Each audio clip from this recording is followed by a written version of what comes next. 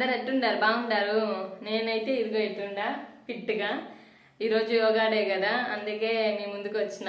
కెమెరాతో మామూలుగా అయితే వాయిస్ ఓవర్ ఇచ్చి మాట్లాడతా కదా, ఈరోజు యోగా డే కదా, ఇదొక స్పెషల్ వీడియో చేద్దాంలే అని ఇటు వచ్చిందా. అందరికీ యోగా డే విషెస్. ఇంకా ఫిట్గా హెల్తీగా అందరూ సన్నగా అయ్యేదానికి ఎక్సర్సైజ్లు చేయాలనుకుంటారు. అది కూడా ఒక రీజనే, కానీ దాన్ని మెయిన్ టార్గెట్ కాదు. మనం హెల్తీగా ఆరోగ్యంగా ఉండాలనే మనం స్టార్ట్ చేయాలి. ఆటోమేటిక్గా జరగాల్సినవన్నీ వెనకాల జరుగుతూ ఉంటాయి. మనం తినేదానికి ఎంత ఇంపార్టెన్స్ ఇస్తామో అట్టనే యోగా లేదంటే ఎక్సర్సైజెస్ ఏదైనా మీకు ఏది వీలుంటే అది, ఇంట్లో అయినా బయట అయినా ఎట్లయినా పర్లేదు, మీరైతే ఫస్ట్ స్టార్ట్ చేయండి. ఈ ఇయర్ అయినా ఎవరైనా చేయకపోతే, చేసే వాళ్ళు ఉంటే ఇంకా హ్యాపీ. ఇంకొంచెం పెంచుకొని స్ట్రెంగ్త్ ఎక్సర్సైజెస్ అవన్నీ చేసుకొని ఇంట్లోనే బాగా ఫిట్గా ఉండొచ్చు. మెయిన్గా అమ్మాయిలు ఆడోళ్ళు చాలా స్ట్రాంగ్ ఉండాలి, అప్పుడే ఇల్లంతా స్ట్రాంగ్ ఉంటుంది. అబ్బా మనం ఈ పూట తినకుండా వెళ్ళి మనం ఈ పని, ఇది మనకు పనే ఇంపార్టెంట్, మనము వాళ్ళని చూసుకోవాలి వీళ్ళని చూసుకోవాలి, అటు ఇటు ఊరికెడుతూ పరిగెడుతూ చేస్తా అంటాము. అవన్నీ చేయాలంటే మనం ఆరోగ్యంగా ఉండాలి, హెల్తీగా ఉండాలి, స్ట్రాంగ్ ఉండాలి. మెయిన్గా అట్లా స్ట్రాంగ్ ఉండాలంటే మంచి తిండి తిని మంచిగా ఎక్సర్సైజ్లు ఏవోటి చేసుకోవాలి.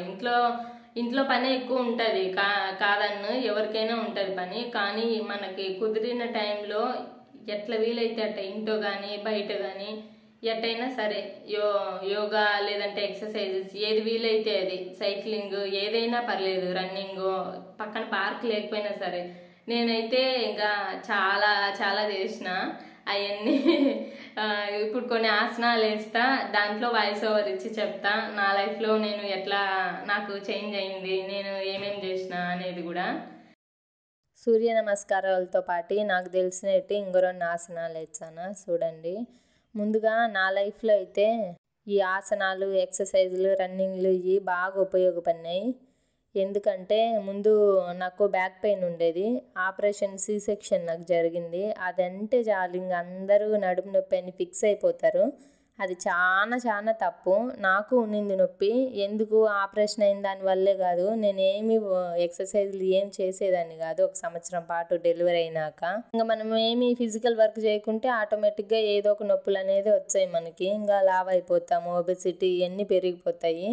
ఇంక అప్పుడు రియలైజ్ అయినా నేను, మా ఆయన నువ్వేం చేయకపోవడం వల్లే ఎన్ని నొప్పులు వచ్చాయి అని చెప్పి అన్నాడు. ఇంక నేను యూట్యూబ్లో అట్లా నాకు తెలిసిన వాళ్ళ దగ్గర అట్లా ఇట్లా చూసి 2 బ్యాక్ పెయిన్ మాత్రం ఫస్ట్ చేసిన.